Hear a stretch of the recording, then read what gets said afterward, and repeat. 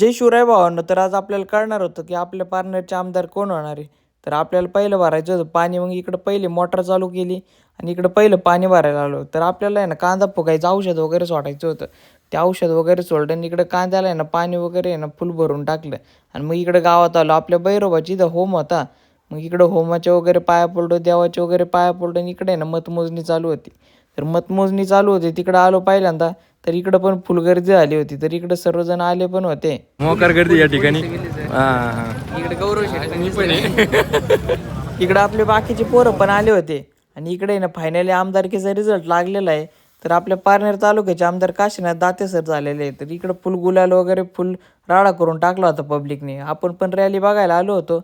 तर इकडे रॅलीचा फुल एन्जॉय घेतला.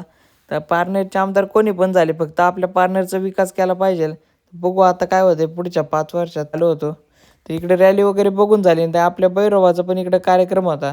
तर भैरोबाच्या कार्यक्रमासाठी पण इकडे DJ वगैरे लावला होता. तर इकडं फुल नाचत वगैरे होते, फुल देवाचे गाणे वगैरे लावले होते.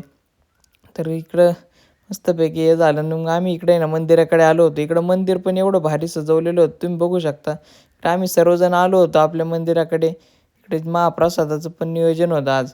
तर इकडं महाप्रसाद वगैरे घेतला, नियोजन बसलो होतो. तर ब्लॉग तुम्हाला नक्कीच आवडला असेल. लाईक शेअर सबस्क्राईब फॉलो वगैरे नक्कीच करा.